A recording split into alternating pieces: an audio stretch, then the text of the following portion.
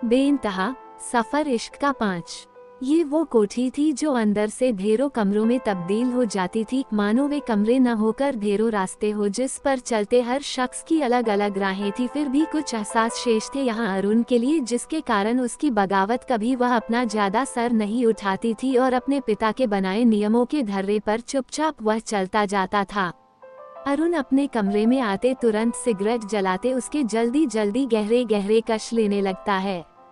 अभी पहली सिगरेट खत्म करते दूसरी होठ से लगाई ही थी कि कमरे के दरवाजे के खुलने की आवाज के साथ अपनी भाभी की आवाज सुनते झट से सिगरेट अपने पीछे फेंककर जल्दी से जूते से उसे मसलते हुए हवा में हाथ हिलाते हुए सिगरेट का धुआं हटाने लगता है। अरुण, ये क्या, अभी तक ऐसे ही खड़े हो? और ये महक? अंदर आते ही भूमि हवा को सूंघती हुई अंदर आती है और उसके पीछे पीछे एक नौकर ट्रे में नाश्ता लिए आता वही टेबल पर उसे करीने से सजाने लगता है। अरुण भाभी की बात पर तुरंत नौकर की ओर बढ़ता हुआ पानी का गिलास लेता हुआ बिस्तर पर बैठकर उसे एक सांस में हलक में उतारते हुए कहता है, ओह थैंक्स, तब से इसी की तलब थी मुझे। भूमि चलती हुई अब अरुण के बगल में बैठती हुई उसके सर पर हाथ फेरती हुई धीरे से कहती है, जो तलब सेहत पर भारी पड़ जाए वो ठीक नहीं अरुण। इस पर अरुण फंसी सी हंसी के साथ उनकी ओर देखता हुआ झट से उनकी गोद में सर रखे लेटता हुआ कहता है, तलब तो आपके प्यार की है, नहीं तो कब का मन की करता ये घर छोड़ चुका होता। फिर वही बात, कोई अपना घर छोड़ने की बात करता है क्या? अब देखना, तुम इतने समय बाद वापस आए हो तो डैडी जी तुम्हें जरूर तुम्हारे हिसाब से चलने देंगे। आखिर मैनेजमेंट की डिग्री हासिल की है तुमने, अब तुम्हारा अनुभव भी कोई कम नहीं होगा, इसलिए अब से इस तरह की बात बिल्कुल नहीं, समझाना। वे प्यार से उसके सर के बाल हौले से खींचती हुई कहती मुस्कुराती है। Let's see. नौकर अपना काम खत्म करके जा रहा था तभी कोई छरहरी युवती धड़धड़ाती हुई अंदर प्रवेश करती ठीक उनकी नजरों के सामने खड़ी होती हुई अपनी भरपूर मुस्कान से उन्हें देखती है।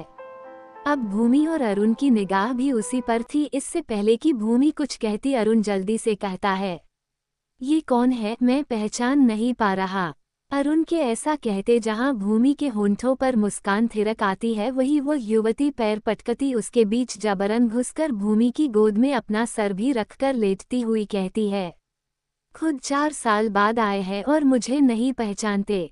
हाँ, अब कुछ कुछ पहचान पा रहा हूँ। कुछ आवाज आ गई इस गूंगी गुड़िया में, थोड़ा थोड़ा अक्ष बन रही है मेरा। सुना है बगावत की शुरुआत तुमने भी कर दी। अरुण की बात पर भूमि के हाव भाव अब गंभीर हो जाते हैं। वो जल्दी से कहती है, अरुण अब से ये शब्द कहना बंद कर दे। जब जब इसे तुम्हारे मुंह से सुनती हूँ तो पता नहीं कैसा अनजाना सा डर सताने लगता है मुझे। आप क्यों डरती हो भाभी? आपसे दूर थोड़े कहीं जाऊंगा, बस डैड के नियमों वाली दीवारों से निकलकर बाहर का सूरज देखना चाहता हूँ बस। क्यों मेनका, कैसा लगा पहला नियम तोड़कर? अरुण की बात सुनती भूमि सोचती सोचती अब दोनों हाथ से उन दोनों के सर सहलाती हुई कहती है, पंचगनी से मैंने इसे वापस बुलाया, ये खुद नहीं आई। क्या सच में मेनका? अब की अरुण अपनी गर्दन घुमाकर उस युवती को देखता हुआ पूछता है, जिससे वो हिचकिचाती हुई कहने लगती है, हाँ भैया, मेरा मन नहीं लग रहा था वहाँ, इसलिए भाभी को बोला तब डैडी ने आने दिया वापस।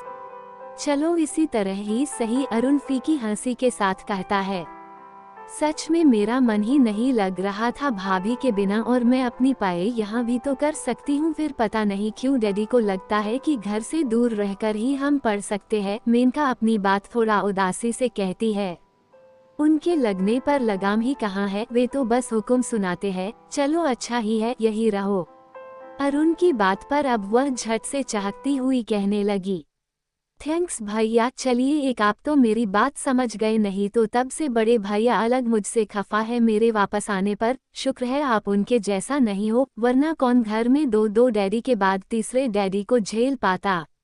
इस एक बात पर तीनों कसकर ठहाका मारकर हंस पड़ते हैं। अरे क्षितिज कहाँ है भाभी? अरुण अब उठते हुए पूछता है। वो, अरे तभी तो लौटने में देर हो गई, अपनी स्पेशल वाली जगह पर ही जनाब को। आइसक्रीम खानी है और फिर एक आइसक्रीम बडी के लिए भी लाया है, बस उसी को खिलाने गया है। हाँ ठीक है, नहीं तो भैया के आते उस बेचारे बडी पर भी पहरे लग जाते हैं। अरुण फिर तंज भरी हंसी के साथ अपनी बात कहता है।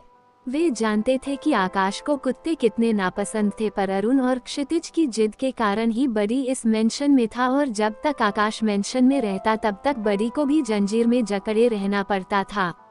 ऐसी ही दुनिया का राजकुमार था अरुण, जहां उसकी चाहते और नजरें सबसे बिल्कुल अलग थी, पर कुछ वजह थी जिनके कारण से उसके लिए ये मेंशन थोड़ा घर बना हुआ था। अब वे तीनों साथ में मुस्करा रहे थे।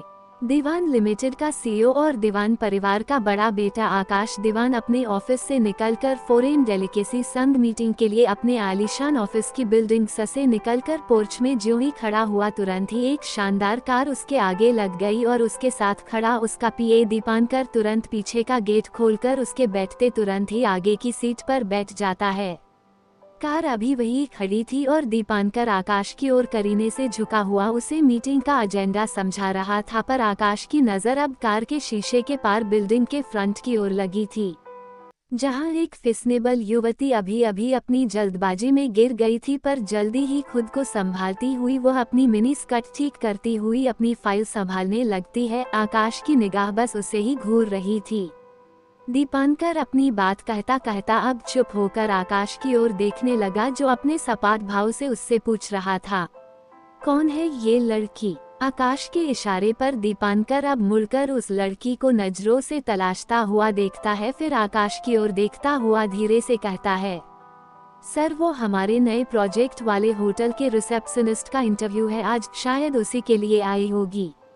मुझे शायद नहीं कंफर्म बात पसंद है, बिना भाव के आकाश कहता है, जिससे दीपांकर सकपकाता हुआ तुरंत अपने मोबाइल से कहीं कॉल लगाता है और उसके अगले ही पल आकाश को धीरे से कहता है, यस सर कंफर्म है, ये इंटरव्यू के लिए ही आई है। दीपांकर की बात पर आकाश एक गहरा श्वास चुपचाप भीतर खींचता हुआ फिर एक बार बाहर उसे नजरों से तलाशता है, जो अब सिक्योरिटी वाले से कुछ बहस कर रही थी और बीच बीच में अपनी कसी हुई स्कर्ट धीरे से ठीक कर लेती। देखकर लग रहा था जैसे उसने पहली बार इस तरह के कपड़े पहने हैं, पर कपड़े उसके तन से चिपके उसकी काया अच्छे से दर्शा रहे थे। दीपांकर रुकी कार में बैठा आकाश के अगले निर्देश का इंतजार करता अब सामने देख रहा था। इसे नौकरी पर रख लो। आकाश के इतना कहते दीपांकर तुरंत यस कहता मोबाइल पर दूसरी ओर किसी को निर्देश देता है, let's go, we are late for the meeting. Akash के निर्देश पर कार अब सड़क पर अपनी रफ्तार से भागने लगती है। यूं ही अपना साथ बनाए रहिए और जुड़े रहे चैनल से। कहानी पसंद आने पर लाइक करे, सब्सक्राइब करे और अपने मित्रों से साझा करना बिल्कुल न भूले। धन्यवाद।